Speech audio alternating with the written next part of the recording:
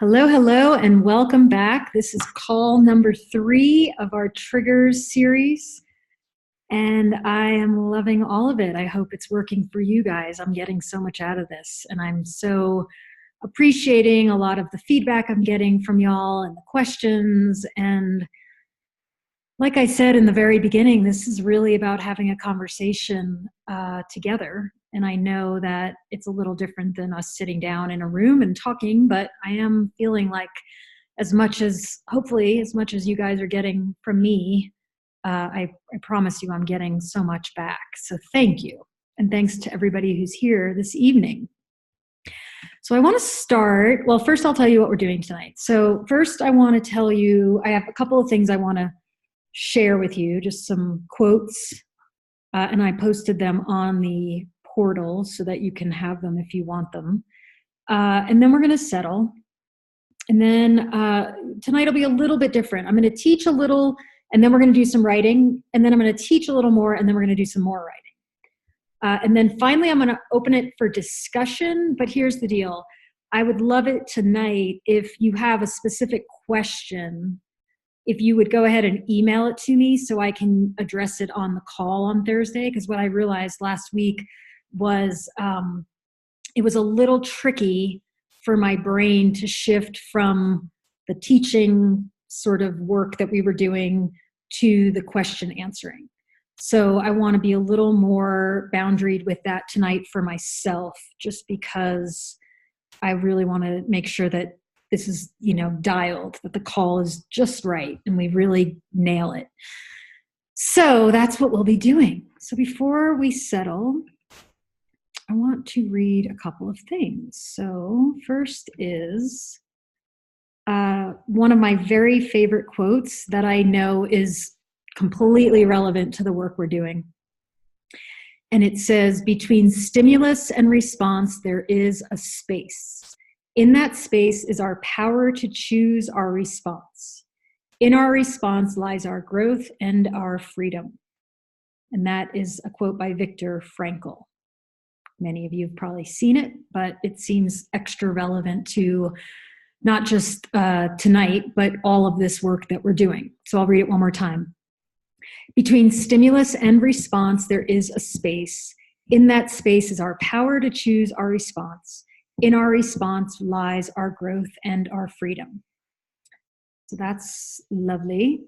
And then the second thing I want to read is something that I remember from grad school. One of my teachers shared it with us. And I believe it's also relevant to not just the work we're doing in this core module, but the work that we're going to do all year. And it's called Autobiography in 5 Short Chapters, and it's by a woman named Portia Nelson. Again, Autobiography in 5 Short Chapters by Portia Nelson. Chapter 1, I walk down the street. There's a deep hole in the sidewalk. I fall in. I am lost. I am hopeless. It isn't my fault. It takes me forever to find a way out. Chapter 2, I walk down the same street. There is a deep hole in the sidewalk. I pretend I don't see it. I fall in again. I can't believe I'm in the same place, but it isn't my fault. It still takes a long time to get out. Chapter 3, I walk down the same street. There is a deep hole in the sidewalk. I see it is there. I still fall in. It's a habit. My eyes are open. I know where I am. It is my fault. I get out immediately. Chapter 4, I walk down the same street. There is a deep hole in the sidewalk. I walk around it. Chapter 5, I walk down another street. So that's what we're doing here. We're learning that there's these holes that we unconsciously fall into. We don't know that we're doing it, and then we do know that we're doing it, and then we get upset because we're doing it, and then we realize there's other ways to do it, and then we don't even do it at all anymore. So be patient with yourself, give this time, let it be a process, keep working it. It's really valuable, and you're doing it. And the fact that you're just showing up at all is valuable. I promise you that. I know that. I believe that. Okay, so let's go ahead and take our 2-minute breathing. I'm going to set a timer.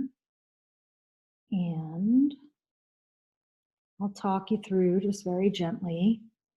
This is another one of my favorite breathings. Okay, so closing your eyes and getting yourself nice and settled in.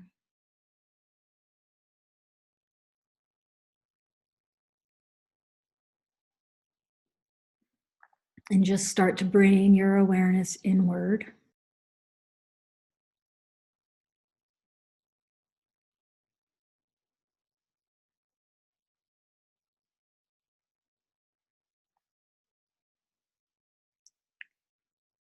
And the visual I want to share tonight is the image of a snow globe. So imagining that you are inside of a snow globe, or even that your busy mind is a snow globe, and there's all these bits flying about, thoughts, concerns, emotions, all of it is just swirling in there. Go ahead and just take some deep breaths and just start to allow the snow to settle at the bottom. And it won't happen immediately, but it will happen bit by bit.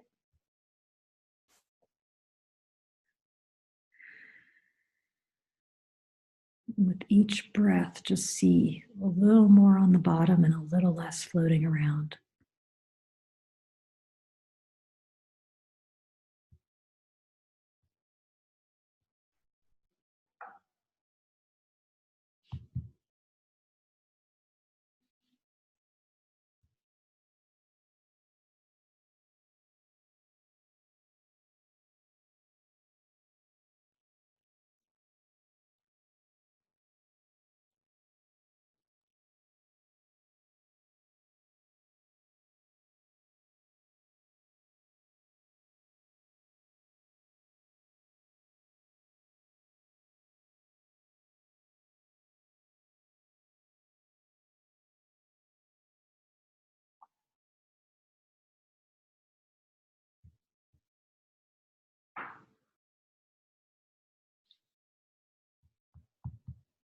And just slowly and gently start to bring yourself back.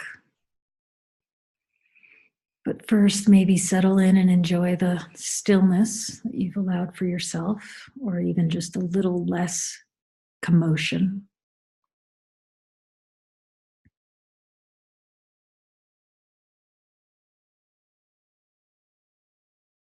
Wiggle fingers and toes. Stretch your neck a little bit.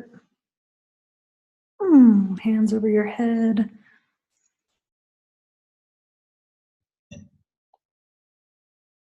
And maybe just set a nice intention for what you'd like to get out of this evening. And you can do that as, what do I hope to get out of this evening? Or how do I want to feel at the end of this call? You can write it down, or you can just think it in your brain.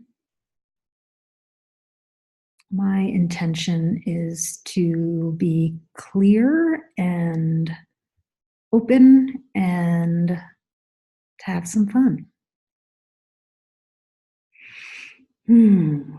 All right, let's get going. So, first week we explored naming our triggered reactions. Last week we explored taming our triggered reactions. And this week we're going to go another step deeper into what it means to tend our triggered reactions. So, what do I mean by tending? What I believe it is, how I perceive it, is re-regulating. How are we recalibrating the system before, during, and after? So it's, how do I find some steady ground in the midst of what's happening around me, inside me, and in my brain states? We're going to build upon that information. So tonight, there's going to be two parts to tending. So like I said, I'm going to teach, then we're going to write, and then I'm going to teach, and then we're going to write, because there's basically two themes that I want to explore. And one you got a hint of last week, which was really clarifying what you can do, or at least experiment with, before, during, and after you have a triggered response or triggered reaction. to fill yourself back up. And the goal is, how do I get re-regulated? How do I not make myself get back to a human brain state, but how do I help myself get back into a more regulated state? And then the second part that we're going to explore tonight is how you think about and relate to your emotions, and how do you relate to your children when they're having emotions as well. And that's the second handout, called Emotions Grid. So that's what we're going to do tonight. So with regard to the first piece of tending, it's really about learning to take responsibility for how you do 4 things. 1 is notice your brain states. 2 is fill your cup, charge your battery, add energy to your system, however you want to think about it. 3 is, how do you care for yourself in the moment of either getting triggered, being triggered, or having been triggered. And then 4 is, how are you communicating with the people around you? So what I want you to do is, we're just going to go straight into it. Go ahead and pull up the brain and cups handout. So let me put that in the chat for you, just so you have it in case you don't have it handy.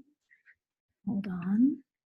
And as I said in my email today, you may or may not have seen that.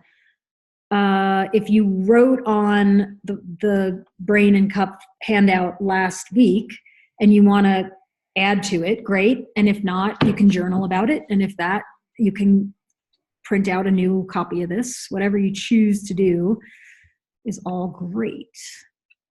The goal here is just to do the work. So here's the link. I'll put it here. Okay. Let me just double check that that's correct. All right, so what we're doing, yep, that's correct. What we're doing is we're going to be working on the right side of the sheet. So I'm going to walk you through it because I want to explain a few things as we go. So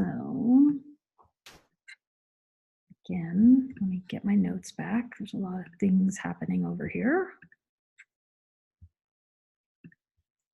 All right, so what do I want to tell you about this? So if you're looking at the sheet, if you're looking at the handout, what you see is you've got the brains on the left, and then you've got the cups on the right. Sorry, you guys, I'm still trying to get my situation here. Okay, I got it. All right, so it says, what do I need when my cup is different levels? So I want you to think about this a couple of different ways. So when the first way is when you're in your human brain state, what are the things that fill you up with such, like, there's so much energy that you get from it. So these are what I call the big fill-ups, or the other phrase I'm using, and this might sound corny, but it's the things that enrich your soul, like the things that fill you up with such deepness that it really feels phenomenal. And here's the thing. It might be stuff that you can do now, and that would be ideal, but it might be stuff that you used to do and maybe you'll get back to someday. Or you might have no idea because your life has changed so much since you've had kids that you haven't even had a chance to think about it. So I'm giving you a chance to think about it. And, you know, for me, and again, I'm one person and I'm just sharing because I like to give you guys a few examples, but I don't give you examples as to say, well, you should do it this way because this is how I do it and that's the way it's supposed to be done. There's no part of me that thinks that. You have to figure out what's right for you. So by me sharing examples, it's really just to get you started, to get you thinking. So for me, my exceptionally soul satisfying, soul enriching, nourish every cell of my being things are a long walk in a beautiful place. Like if I can be out for an hour or more, that, and I'm in a place that feels really good, like the mountains or the beach, or if I'm in a city and I'm exploring, that fills me up. a really lovely dinner with one or two really important people. I don't love a lot of people. I love intimacy. I love depth. I love connection with people that I know I can really dig in with.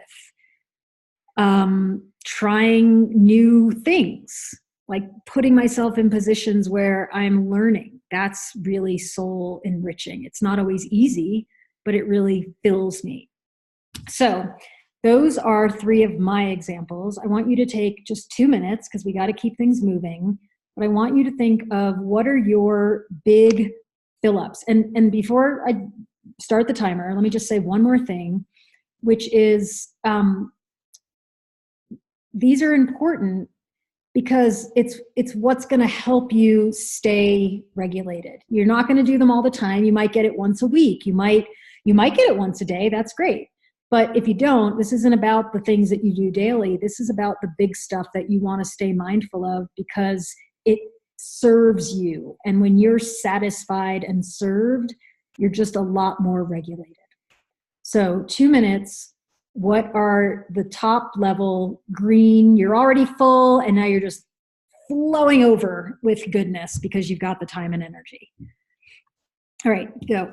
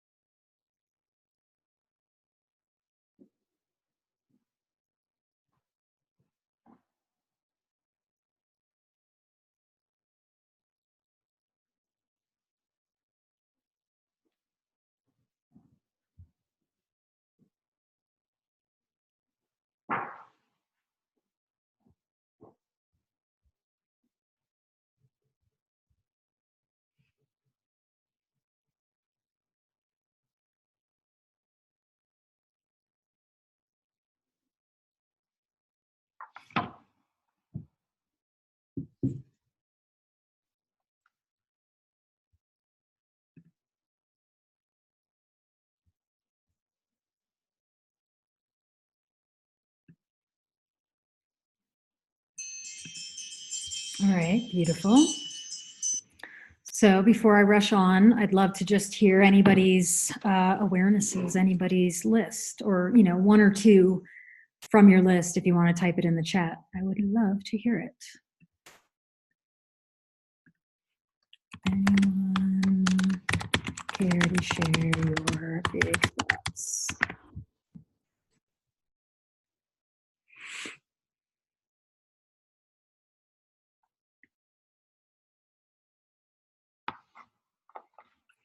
All right, I'm going to keep going then.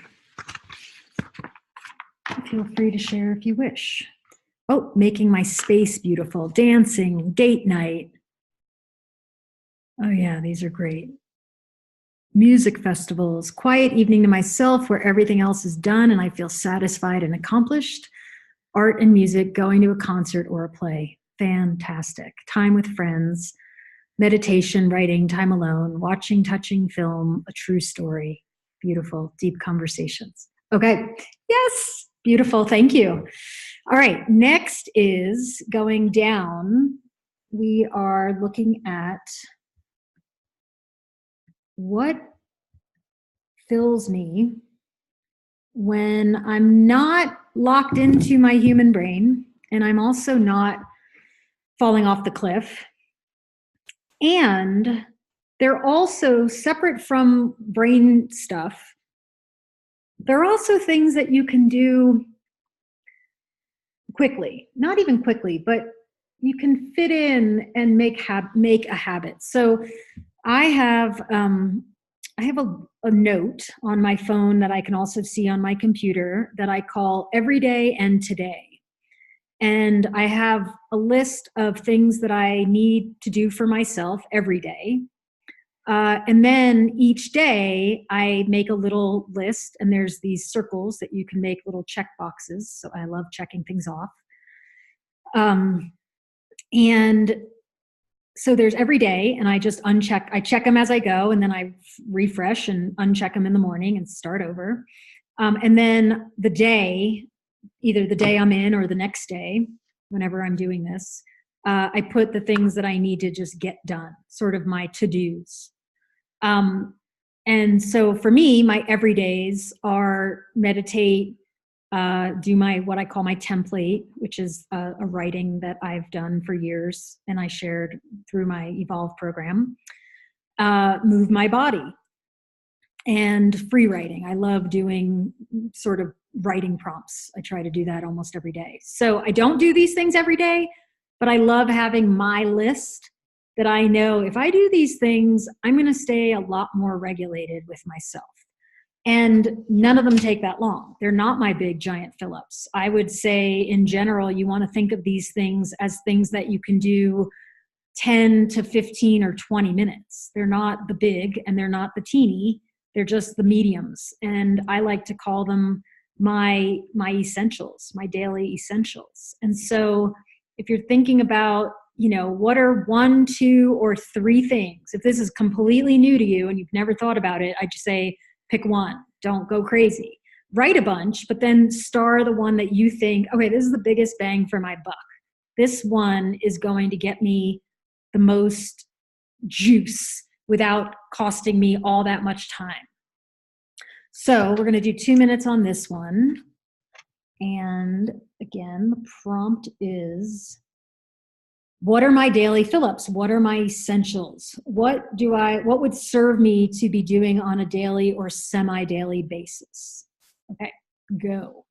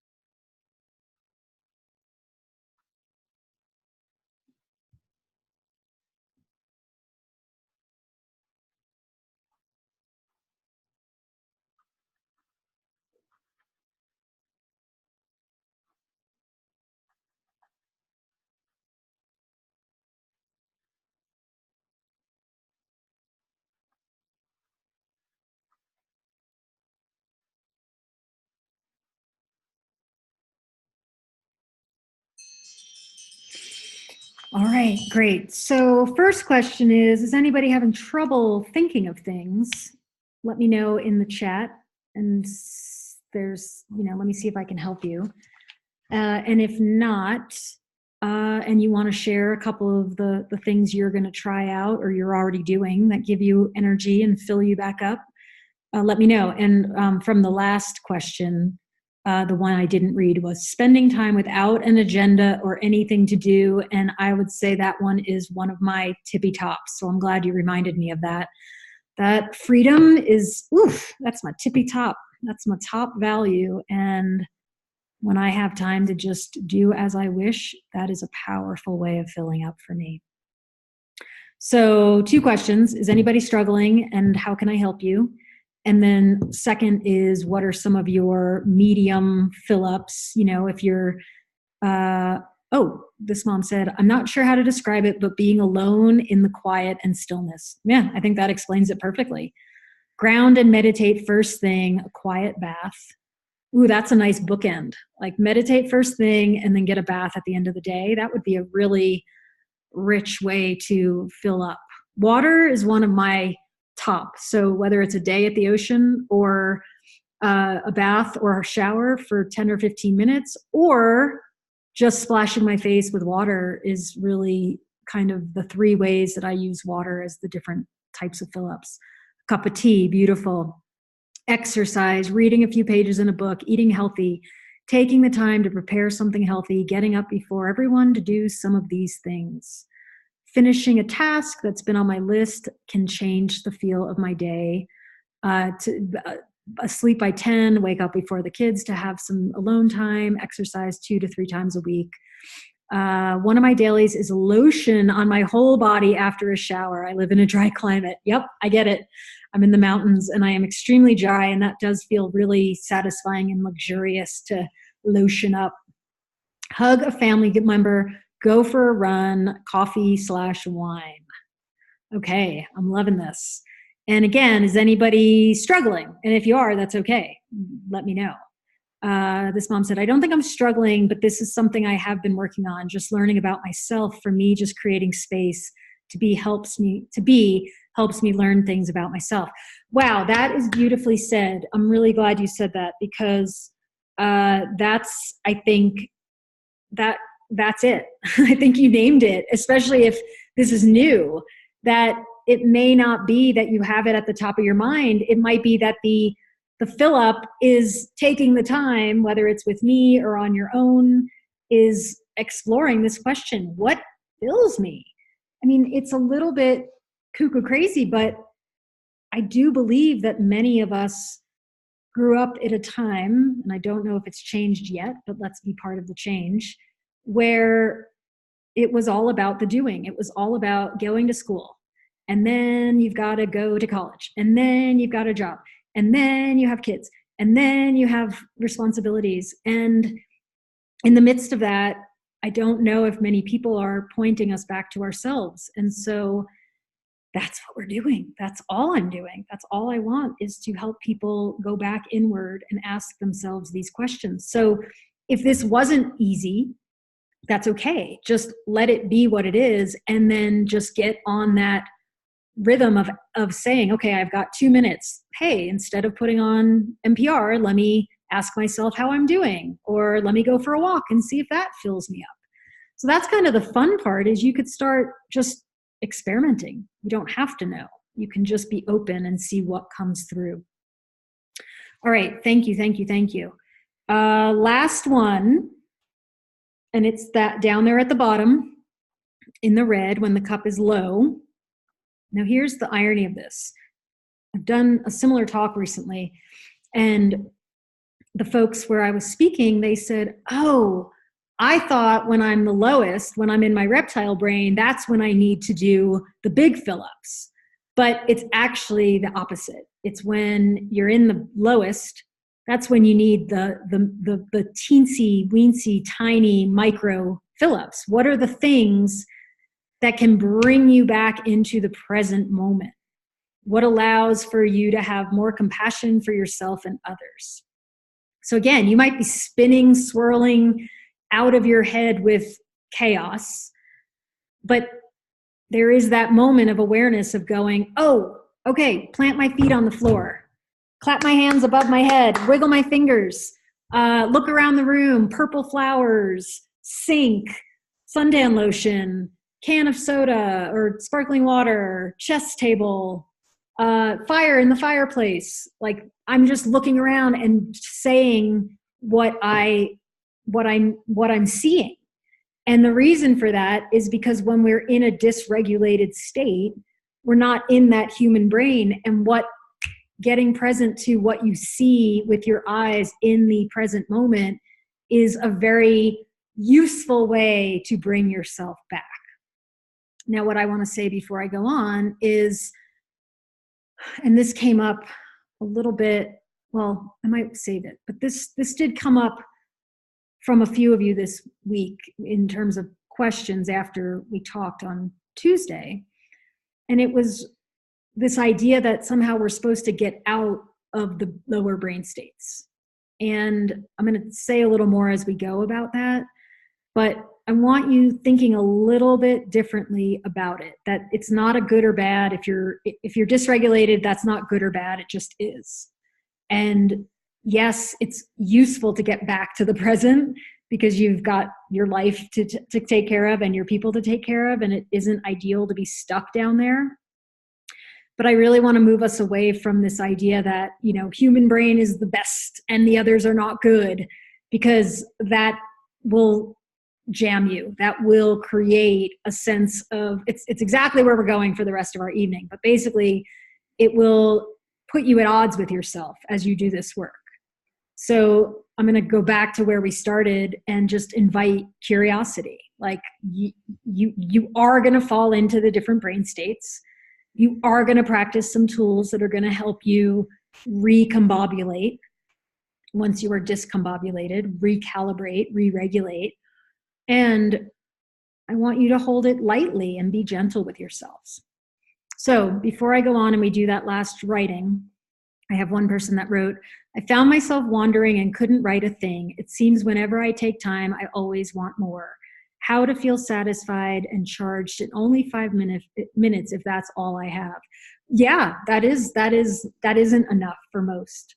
But if you do it every day and you make it more habitual and you say, okay, I'm going to try doing 5 jumping jacks every day to see what that does. It might do nothing, but you also might realize, oh, wow, I handle dinner time better when I do that at 5 o'clock. So let yourself not know and just start getting curious and let it be.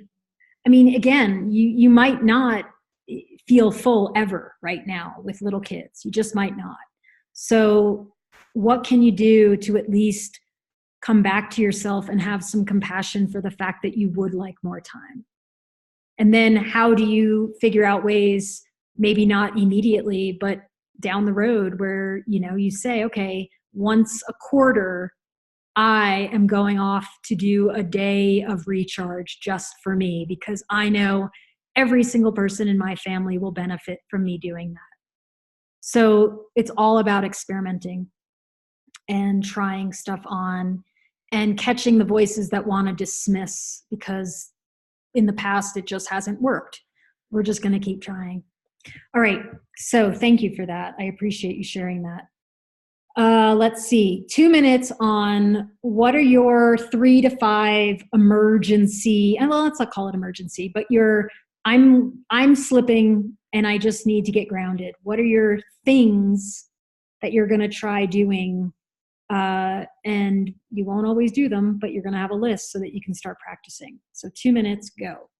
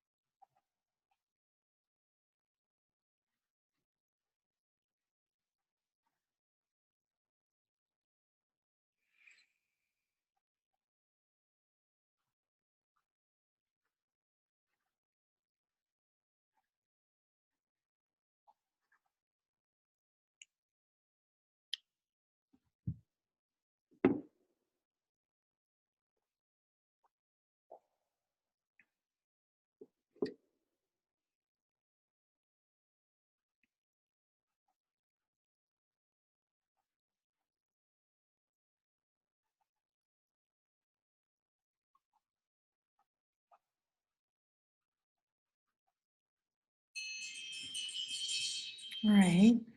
So does anybody want to share any of their quickie quicks, as I like to call them, micro fill-ups? And here's the fun thing. You can do these with your kids, a lot of them. Like you can say, all right, everybody, I'm taking a deep breath. And there you go. You just filled up a micro fill-up. It's back to that quote that I shared at the beginning. Let me go back to it. Between stimulus and response, there is a space. In that space is our power to choose our response. In our response lies growth and our freedom. So again, it might be stomping your feet. It might be clapping 5 times. Sip of water, as this person said, deep breaths, close my eyes, open the door, fresh air, hand on heart, intention and mantra. Beautiful. Pause and breathe, take a step back and stretch, forcing a smile, raising my eyebrows and holding my arms out. Ooh, I like that. Ooh, that's really good. I'm doing that right now. Raising my eyebrows and holding my arms out can nudge me. That's great. Taking deep breaths, shaking hands, saying out loud how I'm feeling, tapping, 20 jumping jacks. Remember the infertility struggle. Oh, that's a good one. Yeah. Remembering they are learning and I'm learning too. The compassion for all of it. Yes. Get a glass of water or juice. One of the things I often recommend if you're struggling with a particular growing human, which is going to happen, is to put a photo of them when they were a teeny tiny little one on your phone as the screensaver. And sometimes that can be just enough to jar you out of that place of frustration and get you back into the flow, when you're in that eddy of what's this person doing and why are they doing it? And this feels awful. And I have no reason. I don't understand what's happening. Sometimes when you can see or pick up a little piece of clothing that they wore, a little onesie when they were teeny tiny, and just remind yourself of, oh gosh, right. Look what this person is doing. They went from that 7 or 8 pound tiny person to this big, 10-year-old or 15-year-old or 30-year-old. So I love that. This mom said, going outside and getting my feet on the earth, dance and shake. Yes. I'm finally putting pictures all around the house. Yeah, I think it makes a difference. I really do. I think having things on the fridge where you can go and say, that's right. You're not really trying to make me crazy. You're just a human that's growing. The other one that I think is really valuable and I haven't mentioned yet in this whole series is to really say, and I'll explain why, but to say to yourself, I'm struggling right now, or I'm triggered, or I'm frustrated, or I'm feeling upset, and it won't last. And this too shall pass. Because here's the thing, those lower brain states, they don't know time. So when we're in them, we think we're always in them, and we think that we're never going to get out. And I promise that if you can remind yourself, if your human brain can come in with a mantra that says, this too shall pass, I will get through this, I will live through this, this is going to pass, I will get through this will not last forever, whatever it is for you, that can be helpful, because it can remind your brain that, this is just a state. This isn't everything. This isn't always. This is just a rough moment. We'll get through it. Okay. Thank you. Beautiful. That was really useful. So keep that information somewhere handy. And this week, really start practicing. Really look at that list regularly and do one thing, even if it's just 1 micro a day, or maybe one time during the week you said, I've got to go for an hour-long walk and I'm going to make it happen. And you do it. Like, just do it. Try. And then let yourself off the hook if you don't. All good. All right, so take a breath. I'm going to take a nice drink because we're moving now into the second phase of our evening. And it's a shift. And it might be stuff you've never heard. So I'm going to ask you to just be wide open and let yourself relax and open your heart and really just take in what I'm saying. And you might have questions. You might not. We'll get to that. But I'm really just going to share a chunk of information that's useful to me that I want to share with you. So, like I said, there was a lot of people that asked, how do I get my kid out of that lower brain state? And my answer to that, which might be different than other people, is it's not your job to get them out of a dysregulated state. It is your job to recognize that's what's happening. They are overdone, melting down, and the emotional expression is what is actually helping them re-regulate. So when somebody is melting down, that's not the time, that's them discharging the buildup so that they can come back online. So it's your job to recognize that's what's happening, and it's also your job to be with them as they go through it and helping them understand that they are safe. And that might not be done verbally, but you physically, you keeping your physical body safe and keeping the space safe, again, may not always be easy, but that's your role. However, and this requires you to believe that they are safe. And that requires you believing that emotions are not dangerous. So beyond any sort of physical movement and aggression, a lot of people are anxious when their kids are upset because I don't think we grew up thinking that emotions are safe. In fact, I think we thought there was something wrong and it needed to be stopped. And I think a lot of people believe that, and you might believe that. And I'm inviting you to think differently tonight. So if you already get this and believe it, great. And if not, that's okay, because most of us don't. This is an invitation to examine your own beliefs around your emotions. So I'm going to say it a little more simply, and then I'm going to come back and say this one more time just to make sure everybody is at least with me. So the visual I like to use is when somebody is going into a dysregulated stress response and they're in that reptilian brain state, the way that I like to think about it is a boat, a canoe on a river that's tipping over the falls. And in that moment, when your little human is metaphorically going over the fall into their reptilian brain, you trying to grab the boat and keep it from going over is actually going to just pull you over. So your better use of your energy and the better for them is for you to go get low and slow but keep yourself safe. So that might not mean getting low, but to let them discharge the emotion, because that's the boat going over. You can't stop that. That's the water falling over, and then be there for them when they come through. Again, keeping everybody safe, keeping property safe, but no need to try to get them out and back to the more regulated state. So I'm going to repeat it all one more time, and then we're going to move on. So it's not your job to get them out of a dysregulated state. Yes, you do have to help them learn how to re-regulate, but it's different than getting them out of it. So your job is to recognize what's happening, which you won't all the time, but sometimes you will now that you know this, and recognize that they are overdone / melting down.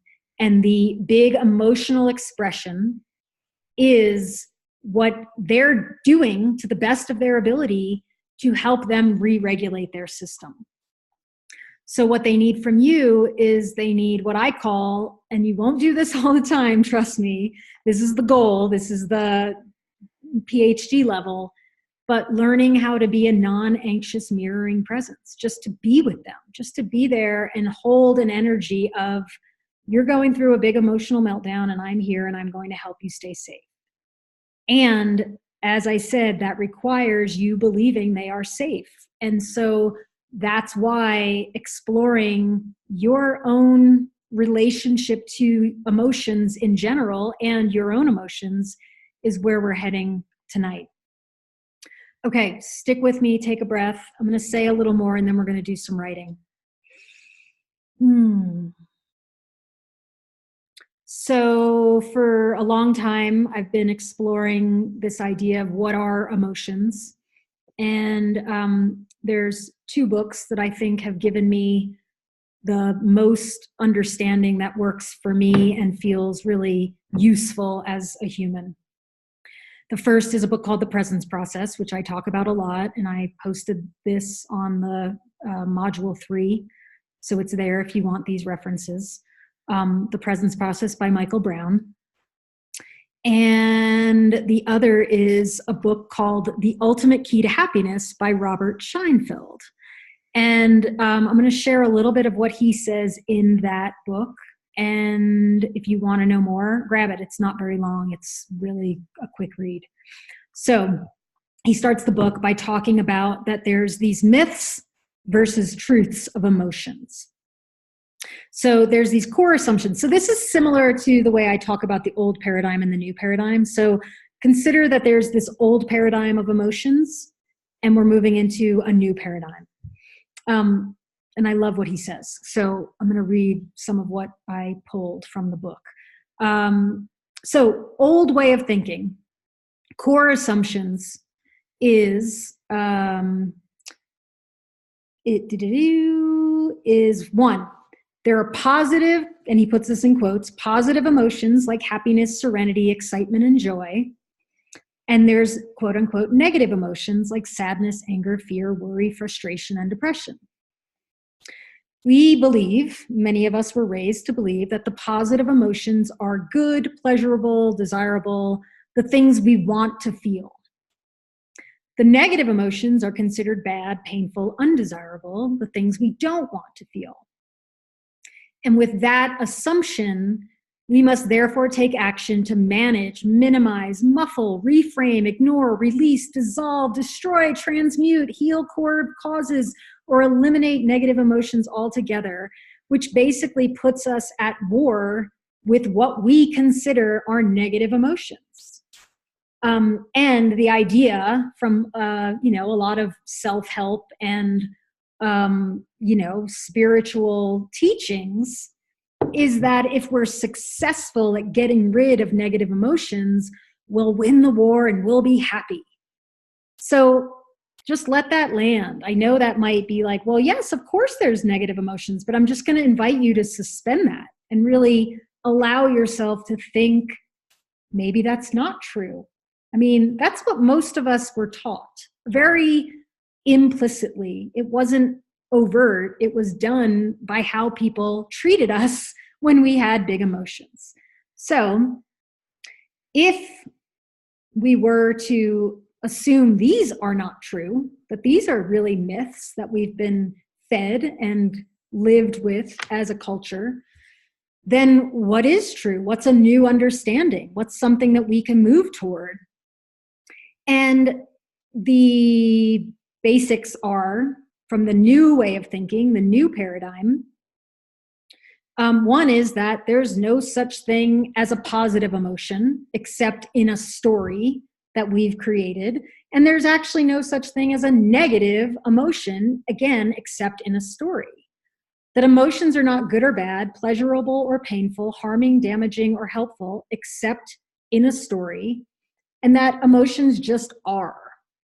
It's the movement of energy in what we call inner space. So he calls it inner space. So this idea that, we think, oh, I'm really angry. But if you stop and actually consider what you mean by that, you might go inward and realize, oh, there's nothing I'm actually experiencing that could be called anger.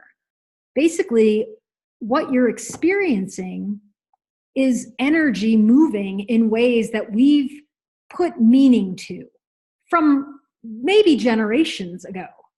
It's not something you sat there and thought, oh, wow, this is going on in my body and in my emotional state, and that is anger.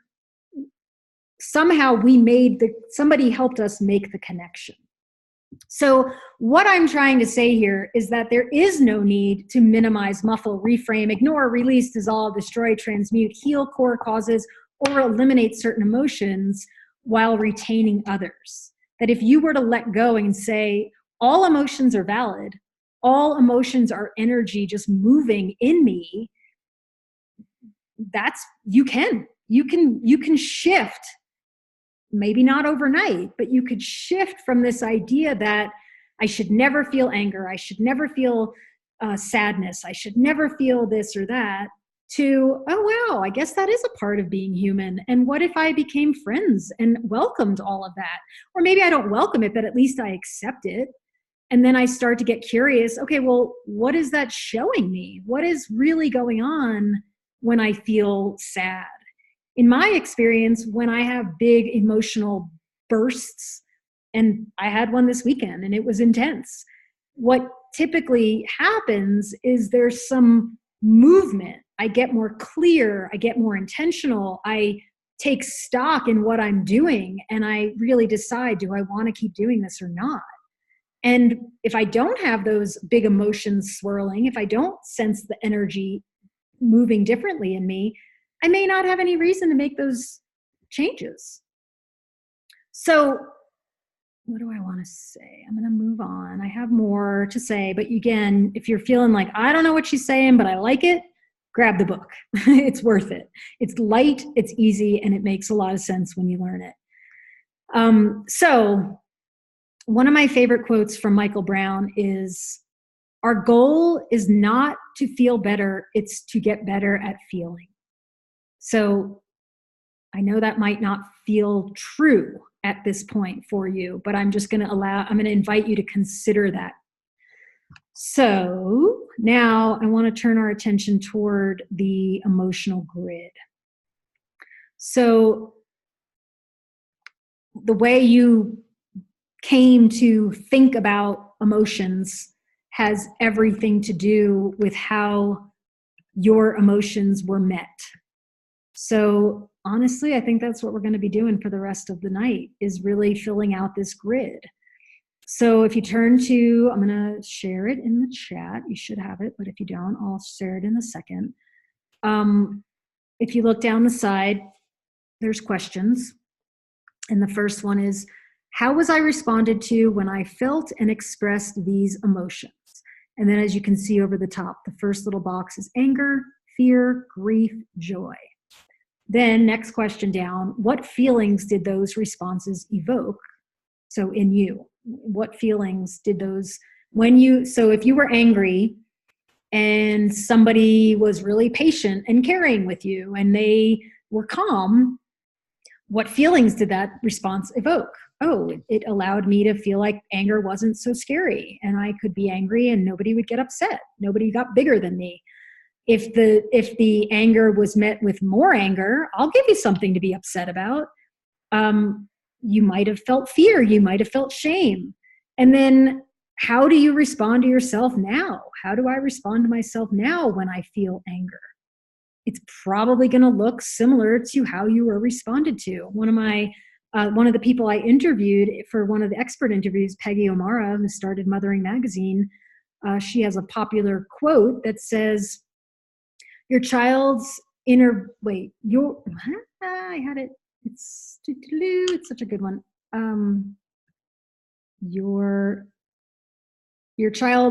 voice is, your words become your child's inner voice. So to go a little bit different, the things people said to you and the way they handled you and your emotions became your inner voice and became the way that you came to understand and think about and react to your emotions. So let's dig in. So again, how do I respond to myself now? How do I want to respond to myself? Then digging a little deeper, how do I respond to my child or children when they feel that emotion? How do I want to respond to my child or children? So I am going to, Catherine asked, can you say the quote again? Our goal is not to feel better, it's to get better at feeling.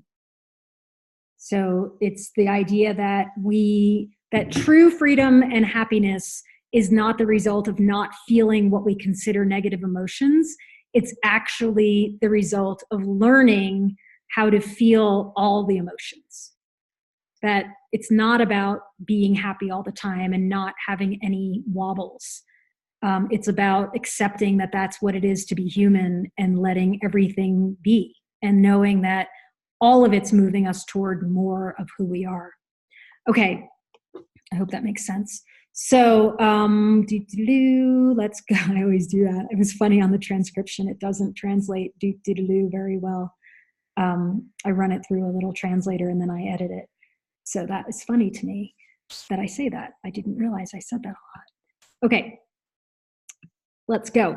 So here's what I'm going to do. I'm going to set a timer for 10 minutes and you can go down or you can go across. It's totally up to you. And there might be a part of you that's like, yeah, I'm not into this. I really don't want to do this right now. And I'm going to say, try it, because you might find things out about yourself that are so much more important than anything I could be saying for the last 15 minutes we have together. So 10 minutes, let's go. Play around with these questions and your answers. And I will too.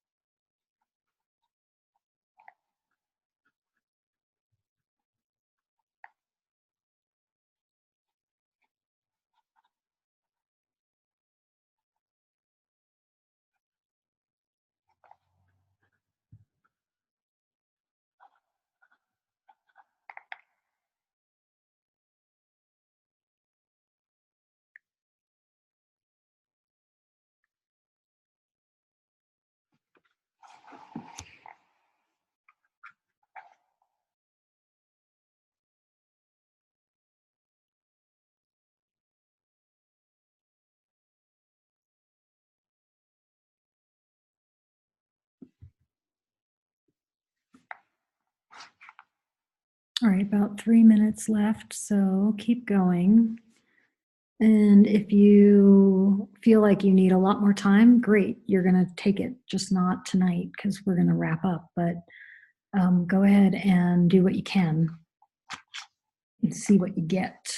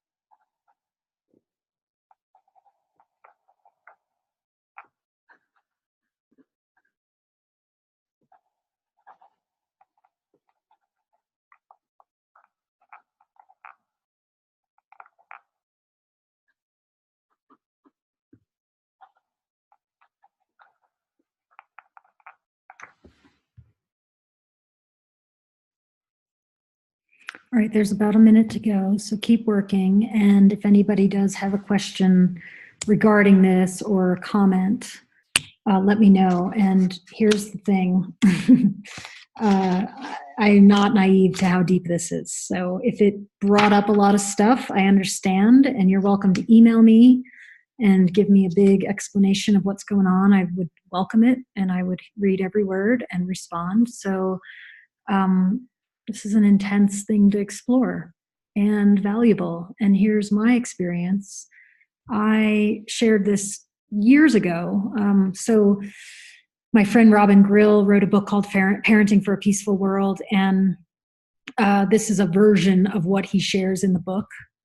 And so I used to do book groups around that book back maybe 10 years ago. And I remember filling this out, and woof, that was intense. And now when I fill it out, a lot has changed.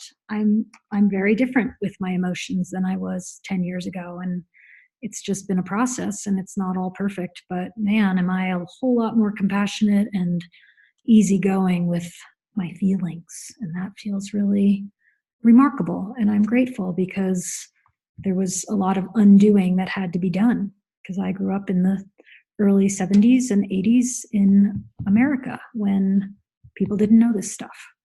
So that's 10 minutes. Again, if you didn't finish, I'm going to really encourage you to carve a little time either tonight to finish it or this week.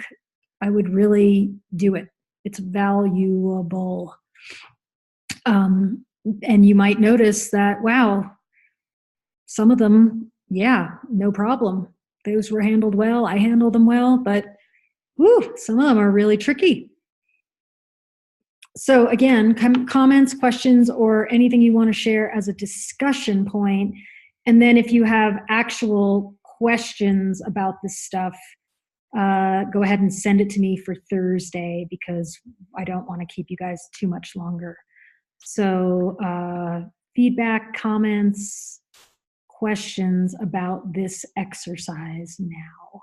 Chat it out.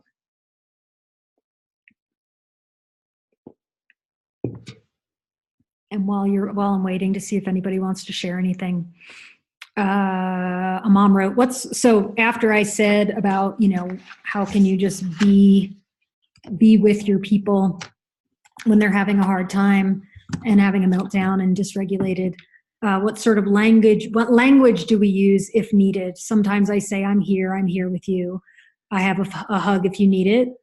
Yeah, I think I think it really depends on you and the person, and you can experiment. And the truth is, your person's little, but not too little to say, hey, when you had that meltdown yesterday and you were really sad and scared, what does it help when I say words, or would you rather I didn't say words? And you might get no answer at all. Or you might get a dissertation. Oh no, I really like it when you say these words. And then here's the thing: they could get dysregulated, and you could say the thing that they told you to say. And because they're dysregulated and really nothing sounds or feels good in that moment, they might use what you're saying that they told you to say to push against. So there's no formula. You're just going to be in relationship with these people while they're going through these big emotions. And the truth of the matter is, it's actually a lot more important that you parent yourself in those moments, unless you're skilled at this, which most of us aren't because we didn't get it. If you're skilled at this, great, no big deal, you're going to rock it. But if you're just learning, give yourself time, let it be a process, try stuff on, and pay a little more attention to you, your heart, and your feeling state while they're going through it than you even pay to them. Because you're the regulator. And if they feel you slowing yourself down, and you could even say, pat your chest and say, wow, you're having a hard time. That's evoking some stuff in me. Okay, I'm going to get grounded. I'm going to stand here and I'm going to put my feet on the floor. And they're going to look at you and go, stop doing that. And you're going to know that there's nothing in that moment that you can do that will be welcome. So do what you need to do for you. Oh, here's one. I was told to chill out when I was angry and that you're upsetting yourself, but never validated. Wow, no wonder I get so upset with myself for getting angry and defensive when my daughter is, versus accepting and acknowledging. Word. Ooh, that just got my heart. Isn't this powerful? It's like, I've done this many times, and every time I still get a little more out of it. And if you're just doing it for the first time, which I think most of you are, go slowly. It's hard. Okay, this person said this is hard to do as I really don't remember. Yeah, you probably don't. So you could even go the opposite way. You could go, all right, well, I'm not sure what I got, but what do I do with others? And that will give you a glimpse.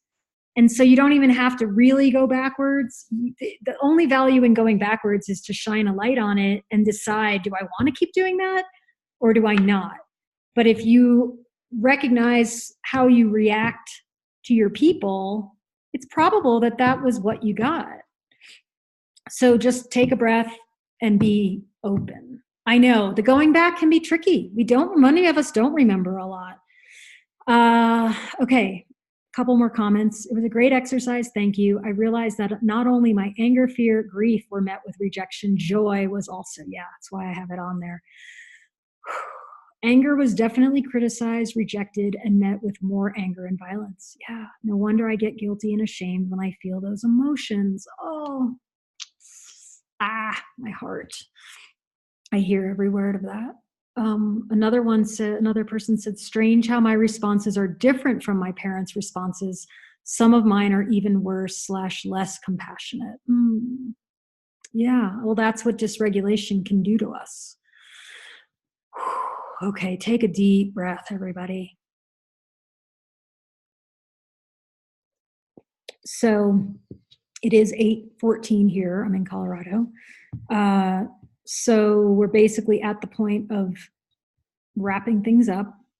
But before we do, I just want to check in and see if anybody wants to say anything else about the exercise. So I welcome that if you care to share. And like I said, if something is stirring / swirling based on anything I said, send me an email. I mean it. This is what I'm doing. You guys are it. I'm happy to help. I'm going to take tomorrow morning and do some stuff for myself, and then I'll be back at it tomorrow afternoon, and then we'll have our Q&A call on Thursday. And I'm not sure if you guys are, oh, y'all, I keep trying to not say you guys. I say it a lot. I don't know why. It's just a habit. Y'all know that I do transcribe these calls and I post the transcription. It usually takes me almost the full week to do it because I go slowly and I want to make it useful. But today might be a little easier because it wasn't quite as much talking. You guys were working a lot of the time. So my point in sharing that is if at any point you want to go back and see something I said that you want to dive a little deeper into, the transcription is a good way to do that so you don't have to listen to the whole call. Or you can read the transcription and listen to the call because you have both. Let me check in. I'd love a little wrap up with what's one or two words or a phrase of how are you feeling right now? Before that, somebody has a question. I have a question about that. The week one transcript links the brain and cup worksheet. Not sure if it's on my end. Oh, I'll check that. Thank you for letting me know. It shouldn't. So I will go in and check that. Okay, so now people are checking out. I have a feeling tender. Yeah, that makes total sense. So I am feeling the tenderness too. Thank you. And thanks for being here and thanks for doing the work because I know it's not easy. But man, is it valuable. Anybody else want to share a word or two as an outro?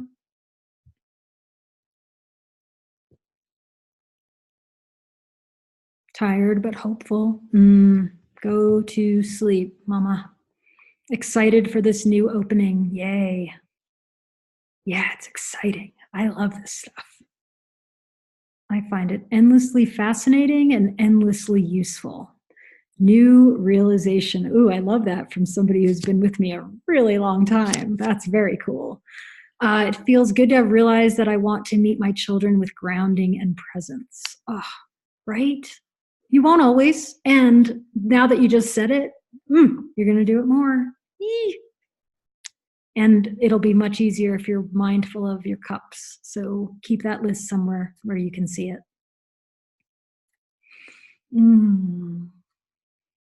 All right, I'm going to wrap us up. That was beautiful work, everybody. Thank you for being here. Thank you for sharing. Thank you for doing the work. Thank you for asking the questions. And I'm looking forward to our Q&A on Thursday. And then our fourth call of this series, which is hard to believe, which will be next Tuesday. So, and after that, we have a month off. So what I am planning to do is share the Resilient Family Talk after in April, and it'll give you a little boost during our break. But in the midst of it all, you still can ask me questions and send me emails, and I'll post on Facebook. So I like the pacing. It's spacious. That's the goal of the year, and I think that's going to create a lot of good, deep stuff. So with that all said, I will bid you all a fine farewell, and I will talk on Thursday and reach out if you have a question, just a general question for the Q&A, and or a question about tonight, because I realized we didn't get to do that. And somebody just said, thank you, Carrie. You are very welcome, and I thank you. Good night. Bye.